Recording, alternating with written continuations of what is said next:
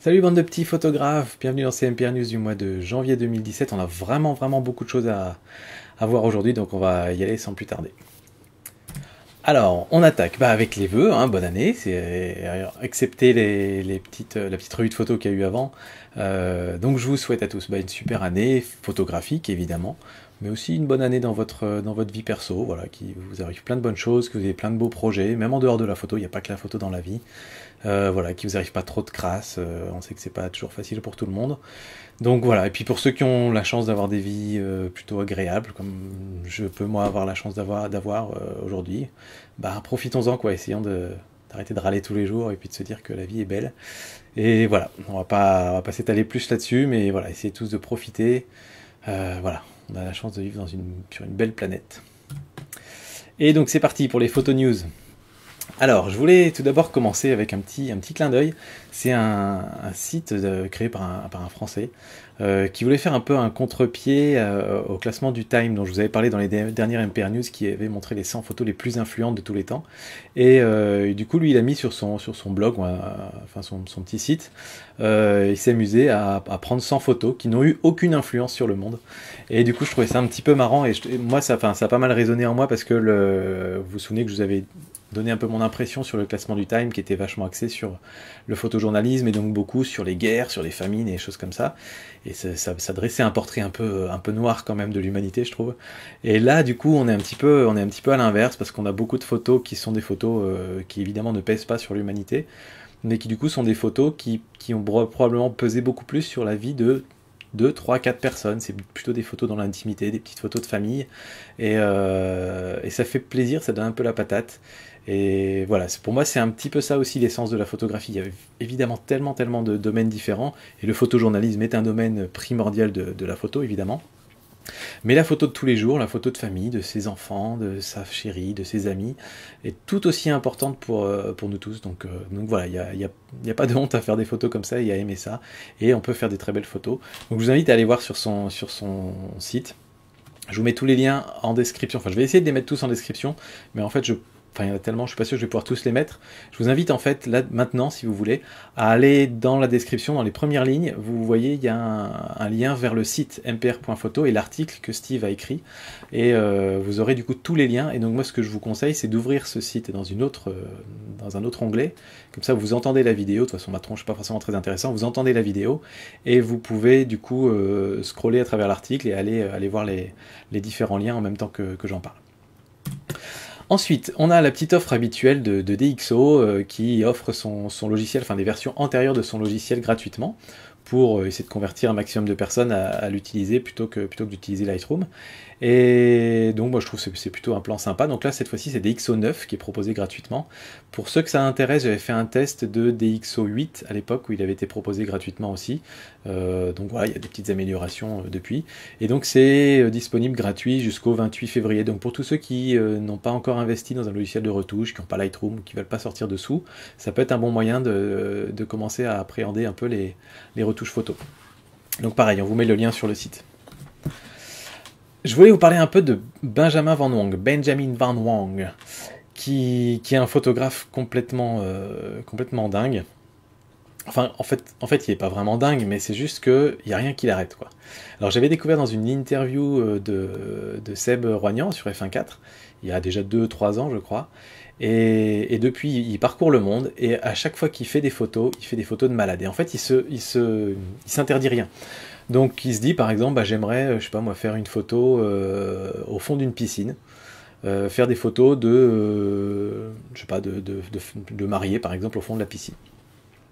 Et donc il se dit, qu'est-ce qu'il me faut pour faire des photos au fond de la piscine? Il me faut une piscine. Donc je vais demander dans mes contacts si j'ai pas des gens qui savent si on peut louer une piscine un soir ou je sais pas quoi. Il me faut des mariés. Donc il va demander aussi dans ses contacts si on n'a pas des modèles qui voudront bien jouer la mariée, etc. Il me faut des plongeurs, il me faut des gens qui ont du matos pour faire des photos sous l'eau. Du coup il va aller demander à des marques, ou il va aller demander à des amis qui ont du matériel, etc. Et en gros il te monte un projet comme ça énorme. Et pour au final aller faire ses photos, et ça fait des photos extraordinaires. Et il fait ça pour tous ses shootings, et c'est juste hallucinant. Donc pendant un certain temps, il alimentait pas mal sa chaîne YouTube, donc on voyait un peu comment dire, ce qu'il y a derrière, quoi, derrière le rideau. Et c'était vraiment, vraiment super intéressant. Maintenant, il partage plus sur son blog. Et là, il a fait un truc vraiment génial. Maintenant, il est beaucoup plus dans des causes autour de l'écologie et de la planète, ce qui est pas plus mal aussi. Et là, il s'est dit qu'il allait faire un shooting avec une sirène qui serait échouée sur la plage. Et donc, il voulait en fait utiliser un petit peu la symbolique de chaque être humain aujourd'hui sur Terre, ou chaque Américain peut-être, enfin je sais plus lesquels, mais voilà, en gros consomme dans sa vie 10 000 bouteilles plastiques. Et donc il a cherché une équipe entière de personnes pour récupérer 10 000 bouteilles plastiques, enlever toutes les étiquettes, les trier par couleur et faire leur tableau à partir de ces bouteilles de plastique. Et ensuite il a pris des photos avec sa sirène qui était maquillée, enfin voilà. Donc je vous conseille vraiment vraiment beaucoup d'aller voir ces photos, vous verrez c'est génial. Et du coup lui c'est sa façon d'influencer le monde, et moi je trouve ça juste extraordinaire. Donc voilà, je voulais juste en parler. Alors là c'est quelque chose de complètement différent. C'est une entreprise, enfin une petite start-up californienne qui se lance, qui s'appelle Relaunch. Et c'est assez intéressant leur concept. Alors je l'avais découvert au début dans un podcast américain que j'écoute, où le type avait pas du tout apprécié le truc en fait, il comprenait pas. Le principe en fait, c'est que vous prenez un réflexe qui va être complètement enfermé dans un étui en cuir, et il ne reste que le bouton de déclencheur disponible. Donc le principe, il est simple, c'est que c'est super simple de prendre des photos, sauf que vous imaginez bien que tout est pris en mode automatique.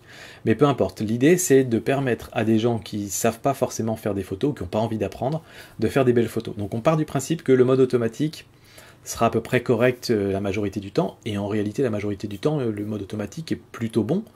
Après nous on prend plaisir en tant que photographe à essayer d'influencer un peu ces paramètres, de choisir la profondeur de champ et tout ça, mais le mode automatique en général est plutôt intelligent et fait les choses pas trop mal. Et donc là en fait le principe c'est que vous avez mis à disposition cet appareil photo pour vous pour 99 $ par mois. Ça paraît énorme, mais en fait c'est parce que pour 99 $, non seulement vous avez cet appareil photo en location, entre guillemets, il vous appartient pas, qui est un peu stylé, après le goût on aime ou on n'aime pas, moi perso je suis pas trop fan, mais surtout vous envoyez toutes vos photos, et il y a une personne chez Relaunch qui se charge de vous choisir vos meilleures photos, de vous les retoucher et de vous les envoyer. Et c'est surtout cette partie-là, je pense, qui coûte très cher dans leur business model. Donc le principe, c'est que vous prenez quelqu'un qui n'y connaît que dalle, mais qui a envie d'avoir des belles photos, avec un beau flou d'arrière-plan, etc. Et en fait, c'est tout l'aspect choix des photos, retouche, etc. qui est externalisé. Et donc je pense que leur business model est là-dedans. Alors bon, c'est pas un hasard s'ils se lancent près de San Francisco, dans la Silicon Valley. Il y a un paquet là-bas de cadres des boîtes de haute technologie qui sont hyper débordés, qui n'ont jamais le temps de quoi que ce soit, et qui ont beaucoup d'argent. Donc bon, peut-être ça marchera là-bas, je suis pas sûr que ça va devenir une boîte mondiale, mais voilà, je voulais vous en parler rapidement. Nikon qui fête ses 100 ans, donc c'est quand même pas rien. Ils ont pour cette occasion mis en ligne une vidéo sur leur site. Alors pareil, je vous avais le lien sur le site, hein, nikon.com/100th, donc 100th. Et il y a un truc qui m'a un petit peu frappé sur cette vidéo, c'est que certes il y a des appareils photo évidemment, mais donc en fait ils partent de 2017 et puis ils retournent en arrière. Et en 2016, 2015, 2014, tout ce qu'on voit c'est du matériel médical, des microscopes, des choses comme ça, c'est-à-dire des autres activités de Nikon, mais il n'y a pas d'innovation majeure qui sont mises en avant dans le domaine des appareils photo, en tout cas, dans leurs vidéos.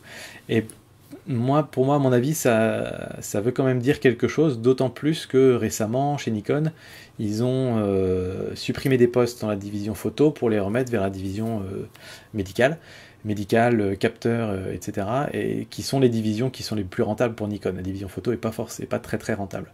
Donc ça montre que d'une certaine manière, après voilà, j'espère me tromper, mais ça montre que d'une certaine manière, ils vont de moins en moins investir dans la photo.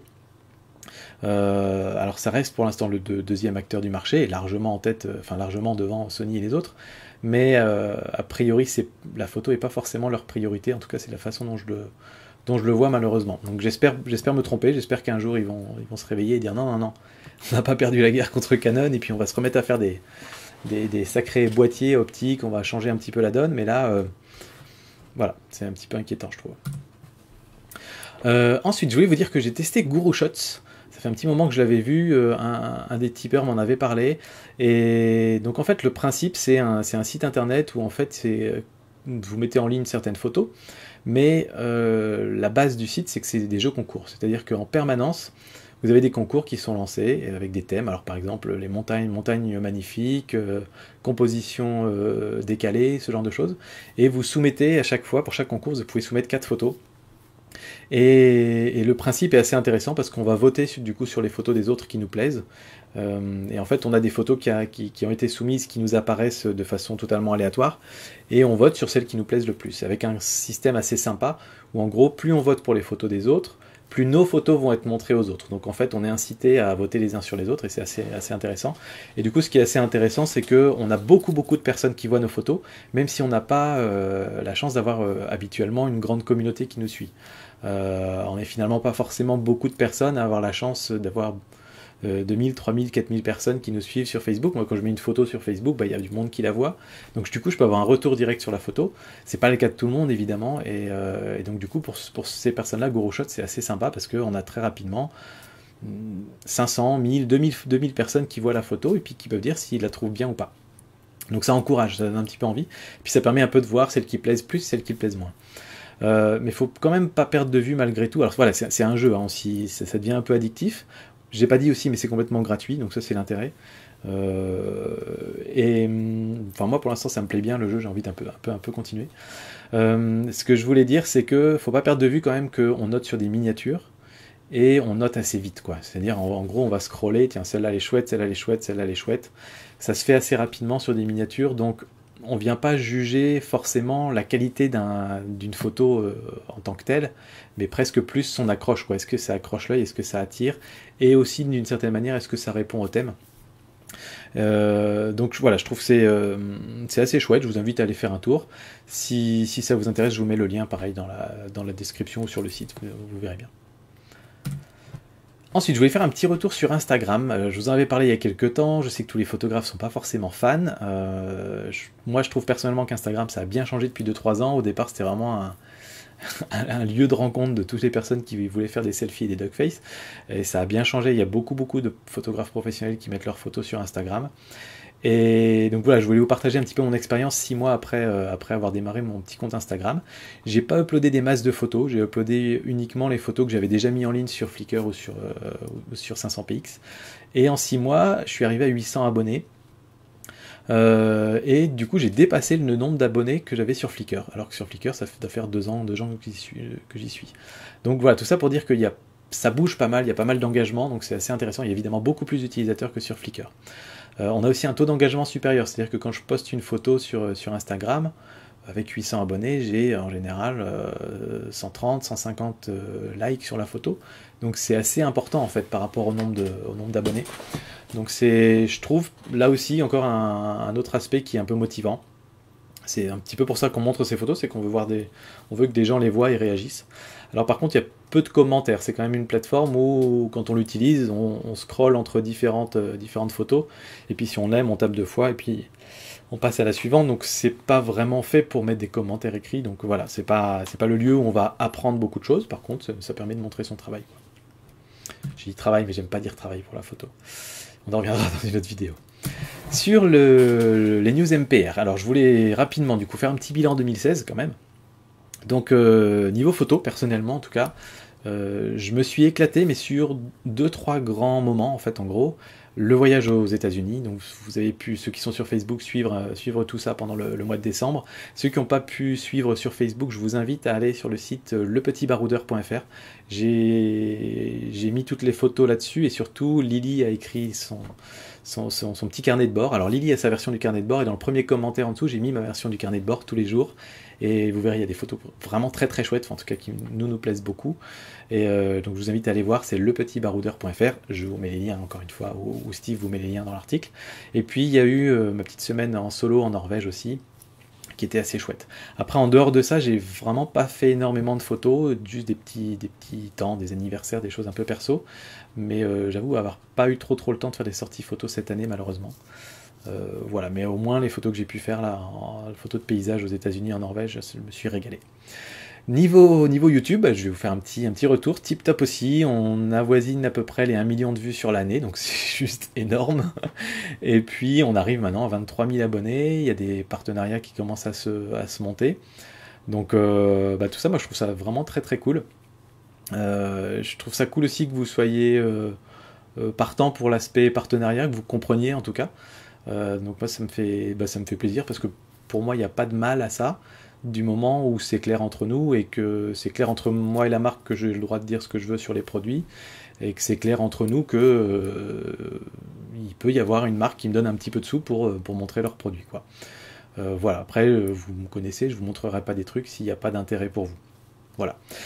Et puis voilà, la partie perso, c'est un petit peu là où ça pêche, on va dire, mais comme je vous disais tout à l'heure, j'ai vraiment pas à me plaindre, mais c'est vraiment peut-être le côté manque de temps, mais énorme, c'est-à-dire que je suis un peu sur la sellette tous les jours, toutes les semaines, tous les mois, parce que j'ai un boulot au quotidien, à plein temps, un boulot de cadre, j'ai 3 heures de route en plus, et puis ensuite il y a tout mon petit réflexe à gérer qui prend une vingtaine d'heures par semaine, plus la vie de famille, et puis toutes ces choses-là, donc...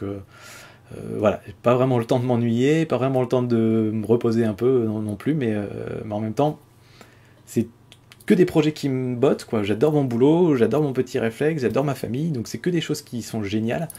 Et donc du coup, j'ai pas trop envie de me plaindre, quoi. Voilà, on peut avoir des cernes, mais en même temps, si c'est que pour faire des choses qui nous plaisent, bah alors, c'est pas grave, c'est cool. Et puis pour 2017, alors voilà, niveau photo, il y a un truc que j'aimerais bien faire quand même, c'est essayer d'explorer un peu les coins qui sont près de chez moi. Mes enfants commencent à grandir, ça peut être l'occasion de les emmener le week-end, et puis tiens, allez, on va faire une sortie à un endroit que je connais pas, peut-être que j'aurais repéré avant sur Google Earth ou autre, et aller essayer de trouver des coins photos. Quitte à y retourner plusieurs fois, attendre la bonne lumière, commencer à préparer un petit peu ces choses-là, pourquoi pas. Voilà, ça c'est un truc que j'aimerais bien faire pour 2017, parce qu'on n'a pas de grand projet de voyage de prévu cette année. Donc voilà, explorer la région, la Franche-Comté c'est magnifique, il y a tellement de belles choses que voilà, faut en profiter. Niveau YouTube, alors je vous en reparlerai un petit peu après, mais en gros je pense qu'on va rester à peu près sur les mêmes concepts d'émission parce qu'ils me plaisent bien. Les quarts d'heure photo, j'aimerais bien repartir un petit peu dans le concept initial, c'est-à-dire partir sans savoir quelle photo je vais faire à la fin. Et peut-être qu'on va se focaliser un petit peu plus sur la prise de vue de la photo qui me plaît, plutôt que de faire le cheminement, et puis là j'ai pris 10 photos, puis là j'en ai pris 15, puis là j'en ai pris 5, puis là j'en ai pris 10, et puis à la fin je choisis une photo qui me plaît dans tout ça. Je pense que l'intérêt est peut-être plutôt de me dire je me balade, je vais filmer évidemment au fur et à mesure, mais je vous montrerai probablement que la partie qui amène à la photo que je regardais à la fin, avec toute la construction mentale, entre guillemets, de la composition et tout ça. Je pense que ce serait plus intéressant. Les revues de photos, on va essayer de les raccourcir un petit peu. Voilà, j'ai quelques idées qui m'ont été soumises par les tipeurs aussi, donc on en reparle juste après. Et puis niveau perso, pour essayer d'économiser du temps justement, je vais essayer de m'organiser un petit peu plus. C'est déjà pas mal organisé mon petit réflexe, mais je vais essayer d'organiser un petit peu plus les choses, c'est-à-dire, faut que je puisse empêcher mon cerveau de penser. C'est un peu bizarre à dire comme ça, mais en gros, à chaque action que je dois faire, chaque action où je dois réfléchir pour la faire, c'est des actions où mon cerveau se dit à chaque fois au moment de la faire, ouais non laisse tomber, va regarder sur Facebook, va faire autre chose, machin, et ça me fait procrastiner, quoi. Donc si j'arrive cette action-là à, entre guillemets, la systématiser, même si c'est une checklist, même si c'est une checklist pour dire faire les recherches pour la prochaine vidéo, écrire le plan de la vidéo, enfin voilà, si c'est des checklists comme ça que je peux checker à chaque fois, et quand je me mets devant mon ordi le soir en me disant tiens je vais préparer la prochaine vidéo, première chose à faire les recherches. Ça m'aidera, donc je vais essayer vraiment de mettre en place un système un peu comme ça pour continuer à garder le rythme, parce que j'ai trop de trucs à partager avec vous, donc je peux pas baisser le rythme parce que ça va me frustrer encore plus. Et donc voilà, donc je vous disais, avec les tipeurs, on a fait ce lundi, là, enfin non, ce dimanche dernier, un conseil des sages, je leur avais proposé ça, donc les tipeurs, c'est des gens qui soutiennent mon petit réflexe sur Tipeee. Tipeee est un site où on peut donner un peu de sous à des gens qui font du contenu gratuitement pour les encourager. Et donc j'avais appelé ça le conseil des sages sous le Tipeee, pour reprendre un peu la métaphore des Indiens. Et donc en gros je leur ai soumis un petit peu déjà ce qui s'était passé sur la chaîne en 2016, et puis mes idées, mes projets pour 2017, en gros les grandes orientations de la chaîne et de tout ce qui va autour, et je voulais avoir un peu leurs avis et leurs retours. Donc on a discuté pendant 2h30 dimanche soir. On était, je crois, 25 en vidéoconférence, ou une vingtaine plutôt en vidéoconférence à cette heure-là, jusqu'à minuit et demi. Et c'était super cool. Et donc, du coup, ils m'ont donné plein d'avis. Donc, je vais pouvoir améliorer un petit peu les choses comme ça. Mais en gros, ce qui en est ressorti, là, c'est les grosses lignes, c'est que les MPR News, c'est un format sympa qui marche bien, donc tant qu'on arrive à les garder dans les 20 minutes, c'est cool, et puis ça change, il y a pas mal de choses différentes dans les MPR News, donc on va les garder comme ça. Il faut raccourcir les revues, donc là, il y a plusieurs pistes, donc je vous les présenterai en temps voulu, mais c'était des bonnes idées que moi, j'arrivais pas à avoir. Je me disais depuis le début qu'il faut les raccourcir, mais j'arrivais pas à avoir des bonnes idées sur comment les raccourcir, mais tout en permettant à chacun de voir passer sa photo, qu'elle soit... voilà. Mais on a trouvé des formules qui sont sympas. Et j'aimerais bien faire des tutos photos, toujours en faire. Mais comme je vous disais, le souci c'est que je pratique un peu moins la photo qu'avant, en tout cas moins la photo au quotidien que ce que je pouvais faire avant, et par manque de temps uniquement. Et l'idée c'est que voilà, dans le groupe Facebook des tipeurs, c'est un peu un club photo, on va dire, entre nous, et on se donne des défis, tous les mois on se donne un défi, et c'est des défis qui sont toujours basés sur une méthode ou une technique photo. Donc par exemple, là le mois dernier, on s'est donné le défi de faire une photo avec la méthode Brainizer.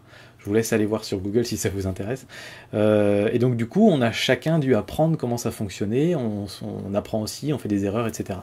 Et donc l'idée, ce serait que je participe, comment dire, que j'approfondisse vraiment quand on se fait un défi, pas que je fasse qu'une seule photo. Là j'en ai fait qu'une par exemple pour la méthode Brainizer, je me sens pas suffisamment à l'aise pour vous en faire un tuto, mais si j'en avais fait 3, 4, 5, j'aurais appris suffisamment de choses pour pouvoir en parler dans une petite vidéo, je pense. Et donc du coup l'idée c'est que je m'implique un peu plus dans ces défis là pour pouvoir vous faire quelques tutos sur des méthodes, sur des techniques photo, ça pourrait être pas mal. Et puis ils m'ont demandé de faire un peu plus de billets d'humeur aussi, un petit peu ce que se faisait les dernières fois là, avec les 5 mythes de photos de paysage, ou avec le... c'était quoi? Non, il n'y a pas de bon photographe, des trucs un petit peu... comment dire, on essaie de provoquer un petit peu pour faire réagir les gens et engager la discussion. Il y a des super discussions qui se passent dans les commentaires derrière.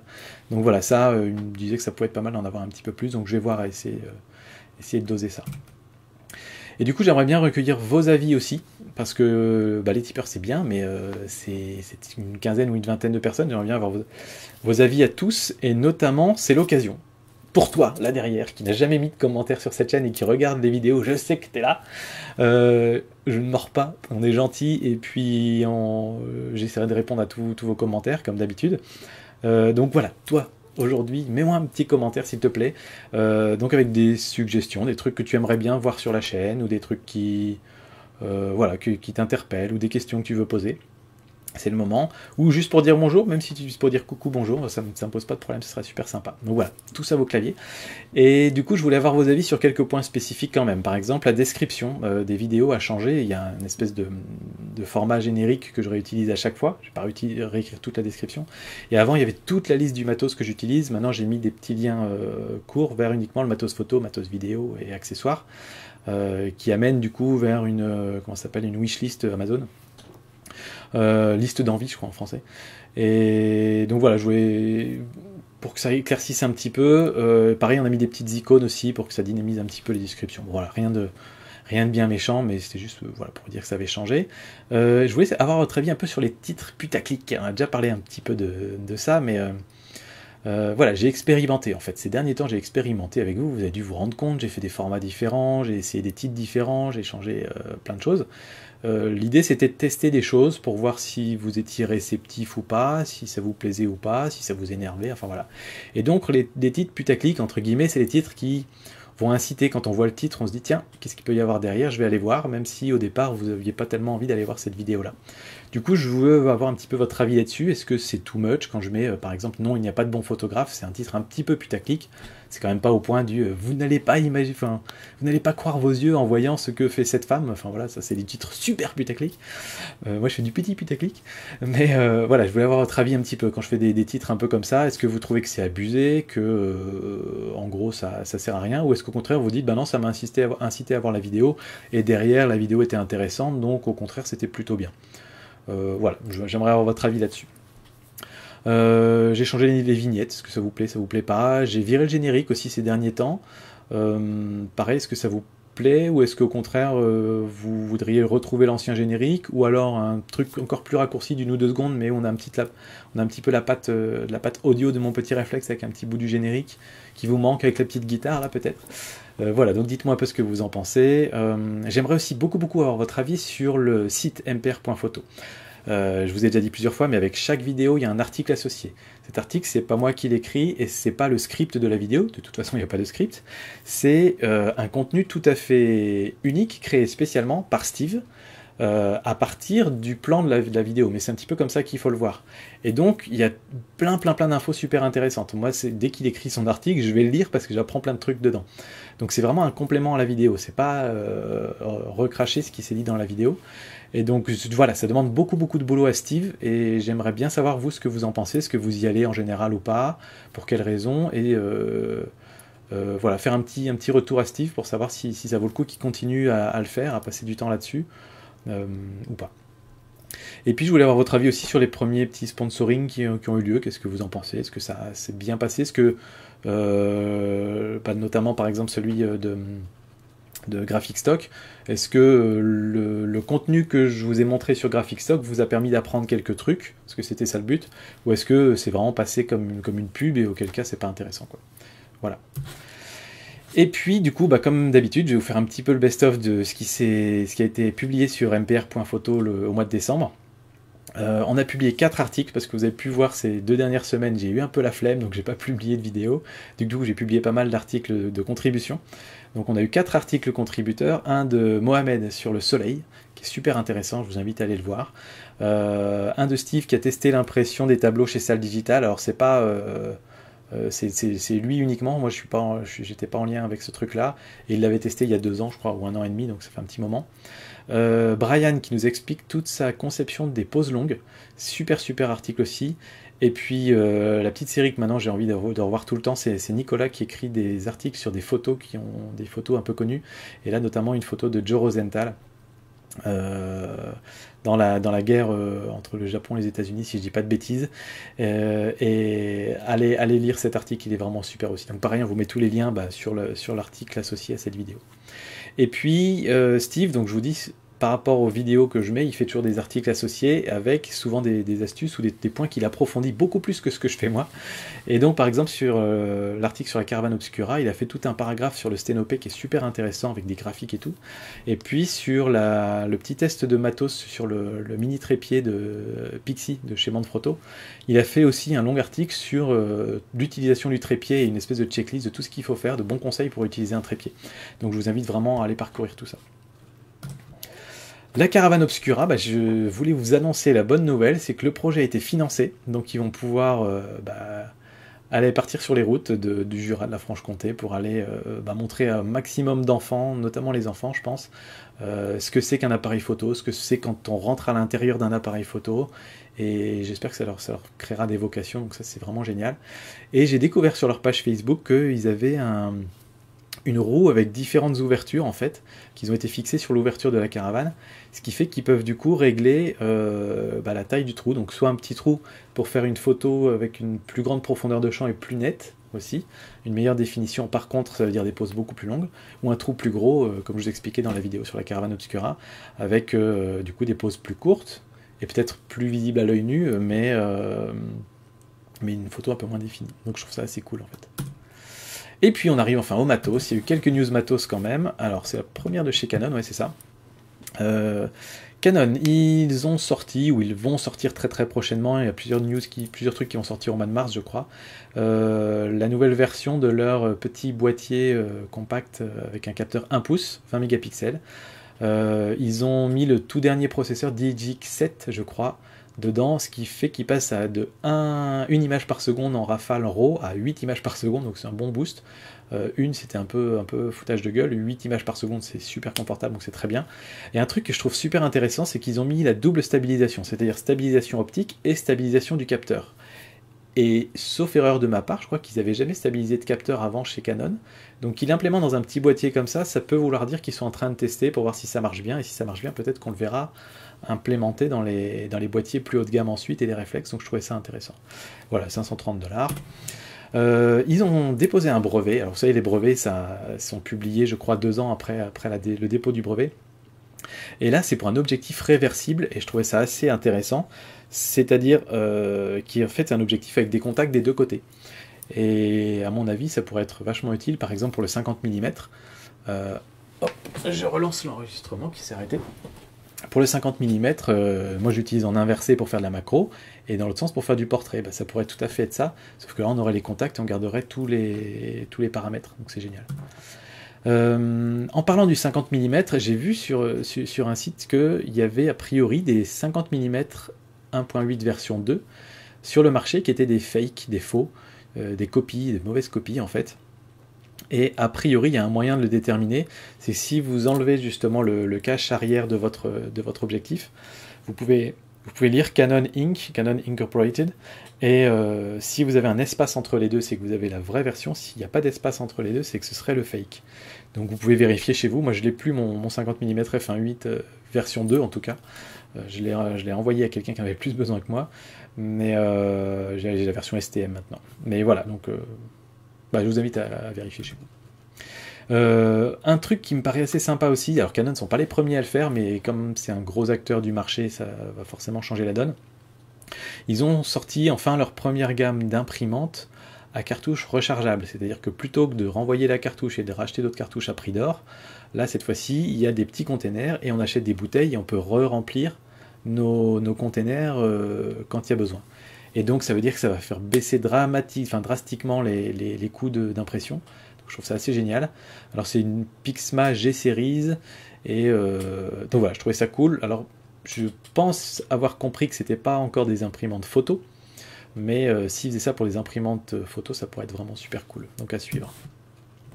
Panasonic au salon de Las Vegas, au salon CES de Las Vegas, a enfin annoncé officiellement le GH5. Bon, il casse toute la baraque. Alors c'est un appareil qui a à peu près la taille d'un réflexe, on va dire, mais avec un capteur micro 4 tiers à l'intérieur, et c'est pas un réflexe, c'est un mirrorless, mais d'avoir une grosse taille comme ça leur permet de mettre pas mal de fonctions à l'intérieur et d'être bien stable avec une bonne prise en main. Donc niveau photo, parce qu'en fait c'est souvent utilisé pour la vidéo, mais c'est un appareil photo qui est pas mauvais déjà au départ. Et donc il a un capteur micro 4 tiers à 20 mégapixels, il a une stabilisation optique du capteur sur 5 axes, donc super stabilisé, 9 images par seconde. Donc voilà, niveau photo il n'a pas du tout à rougir. Et après niveau vidéo, il nous sort du 4K à 60 images par seconde. Si je dis pas de bêtises, c'est le premier à faire ça dans les boîtiers grand public, on va dire, sur l'ensemble du capteur évidemment. Donc on n'a pas de crop spécial pour la vidéo. Donc c'est juste génial quoi, voilà, et il sort à 2000 $. Donc voilà, avis aux amateurs. Un objectif, alors ça c'est intéressant parce que les objectifs macro, jusqu'ici ça coûtait la peau des os, ou la peau des fesses, oui, sur les os il n'y a pas de peau. Et donc là c'est ZY Optics, donc fabricant, je ne sais pas où, j'imagine chinois à mon avis dans ce coin-là, qui sort un objectif super macro, c'est-à-dire qu'on a un rapport de grossissement de 4,5 pour 1, c'est vraiment énorme. C'est un 20 mm f2, mais à la limite peu importe dans ces conditions-là, sauf que ce sera plutôt grand angle quand même, donc il faudra se mettre quand même tout près de son sujet. Et ils le sortent à seulement 200 $, et ça c'est la grosse innovation, c'est qu'habituellement les objectifs macro ils sont plutôt à 500-600 $, et donc là on a un truc qui commence à être vraiment abordable. Alors par contre, attention, 4,5 pour 1, enfin cela dit, j'allais dire c'est tellement gros comme grossissement que vous n'allez pas pouvoir tout prendre en photo, mais en fait non, je suis bête, comme on a un vrai objectif macro, on peut aussi prendre moins que 4,5 pour 1, on peut se mettre un petit peu plus loin. Donc voilà, ce serait super intéressant de le tester, je crois que il y a quelqu'un qui va le tester prochainement, l'un des tipeurs qui est à fond dans la macro, il me semble qu'il se l'est commandé, donc je lui demanderai un peu son retour pour voir si c'est de la bonne cam. Dell a aussi annoncé là au CES pareil un écran de malade, 32 pouces, énorme, et c'est un écran 8K, donc ça veut dire qu'il y a une résolution juste énorme, et en fait c'est une résolution perçue, on va dire, c'est l'équivalent de 33,2 mégapixels, ça veut dire que si vous avez une image de 33,2 mégapixels, vous allez percevoir tous les détails de cette photo, alors qu'aujourd'hui par exemple, moi sur mon écran j'ai une résolution de 1920 par 1080, donc ça veut dire que ça correspond peu ou prou à du 2 mégapixels. Donc en fait mes photos, à part si je zoome dedans, je verrai pas les détails en fait, parce que sur mon écran ça affiche que 2 mégapixels. Donc voilà, et il l'annonce pour être aussi, pour couvrir 100% du spectre de couleurs, du spectre colorimétrique, du sRGB et du Adobe RGB. Ceux qui tâtent un petit peu en couleur savent que c'est vraiment, vraiment super intéressant. Donc à voir s'il y a des fonctions pour étalonner aussi l'écran et tout ça. J'imagine qu'ils mettent tout ce qu'il faut dedans. Et bon, 5000 $ quand même, il faut les sortir. Mais je trouve que ça fait un peu rêver, donc c'est cool. Ouais, voilà, je voulais juste en parler. Et puis je voulais finir par un petit coup de pouce pour une chaîne qui me tient particulièrement à cœur. C'est la chaîne de Jeff Photographie. Alors bon, Jeff, je le connais bien depuis très longtemps, c'est un des tout premiers qui avait suivi mon petit réflexe au départ.